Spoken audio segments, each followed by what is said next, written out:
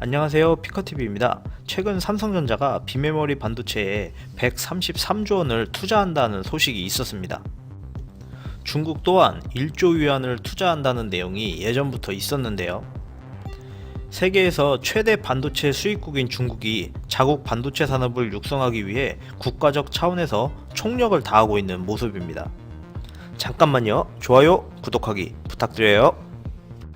D램, 랜드 플래시 같은 메모리 반도체 분야에서 중국의 기술력이 한국 기업에 비해 떨어지는 건 사실입니다만, 시스템 반도체 시장에서는 한국보다 우위에 있다는 분석이 나오고 있습니다.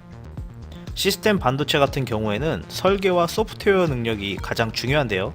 이 분야에서 중국은 인해 전술을 선택했습니다. 중국이 시스템 반도체 기술력을 끌어올릴 수 있었던 핵심 비결이 바로 고급 인력 양성에 있는데요. 중국 정부는 2012년도에 이미 인재 1만 명 양성 계획인 일명 만인 계획을 세웠는데요. 해외로 유학 갔던 석박사 인력들을 본국으로 적극적으로 소집시키고 있다 합니다. 중국은 현재 팹립스만 해도 작년 말 기준 1698곳에 달합니다.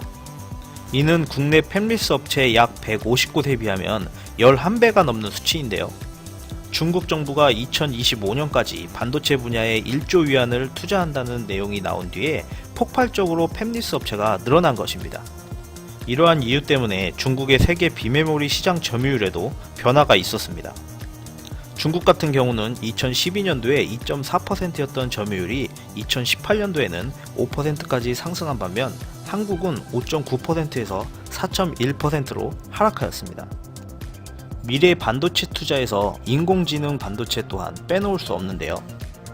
중국의 한 스타트업 기업은 최근 SK그룹과 글로벌 완성차 업체로 6억 달러 투자금을 받는가 하면, 또 다른 AI 업체는 알리바바, 레노바 등으로부터 1억 달러 투자를 받았다는 뉴스도 접할 수가 있었습니다. 하지만 한국은 아직까지 뛰어가는 중국을 투자금 유치뿐만 아니라 인재 양성까지도 따라가지 못하는 것 같습니다.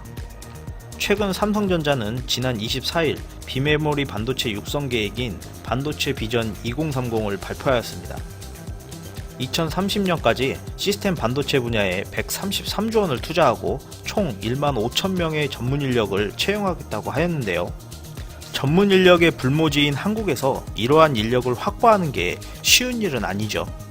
그래서 삼성전자와 SK하이닉스는 주요 대학과 함께 반도체 계열학과를 신설해서 2021년도부터 운영할 계획으로 알려져 있습니다. 이렇게 국내 반도체 업체들은 국내 인력 양성과 해외 인력 스카우트까지 다방면으로 생각하고 있는 반면, 최근 산업부는 반도체 계열학과 설치와 관련하여 관련 대학 및 기업에 대한 정부의 예산 지원 계획은 없다라고 발표하였습니다. 삼성의 투자에만 심취할 것이 아니라 중국처럼 국가적인 차원에서 전문 인력 양성과 반도체 생태계를 살릴 필요성이 있다고 보여집니다. 끝까지 시청해주셔서 감사합니다. 구독, 좋아요 부탁드립니다.